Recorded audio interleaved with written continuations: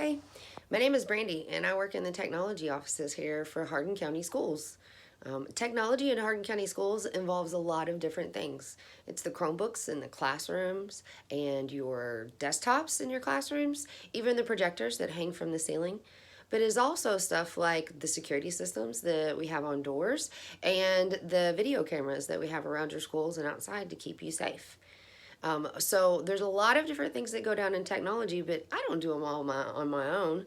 The really cool part about my job is that I get to work with a team of about 15 people that help to make sure that all those things are up and running. And I'm going to take you around the office this morning and show you some of the stuff that we have so that you can get an idea of all the different kinds of jobs that would be in a technology office. This is Kevin's office, and he's not here today because he's out fixing some projectors. Do you see that really cool work desk? He's a technician and he fixes projectors and video cameras, and he also gets to fix things like Chromebooks. So if you have a broken screen or keys that pop off, then this is where they come to and we fix them all. Look at all the cool tools that Kevin gets to use. This is just a few of them. Some people call his job break fix, because Kevin and the other technicians that you might see in your school, if something gets broken, then they go to fix it. Hi, I'm Michael. I work for the help desk at Hardin County Schools. I answer the phone calls and remote into computers and fix any problems. I think the coolest part of Michael's job is his giant computer screen with 4 different screens on it at once. Yes, definitely. I'm going to take you into another one of my favorite places in the building for our technology offices. There are these things called servers, and they're in there in giant cabinets. There's also lots of storage. I'm standing outside telling you about this because it's really, really noisy in that room. There's a ton of electronics and equipment going on that makes sure that you get internet to your schools. Well, all that equipment going at once gets really hot. Think about if you use your phone or your Xbox for a long time, how hot it gets. Well, there's hundreds of pieces of equipment in there. So we have giant fans and a special system that makes sure that that room doesn't get too hot. Because if it did, it could melt in a matter of minutes. Well, maybe hours.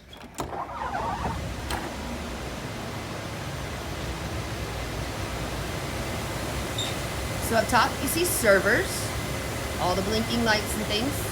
At the bottom, there's some storage. There's some fiber optic equipment. And then there is where all of the internet from here goes out to your building.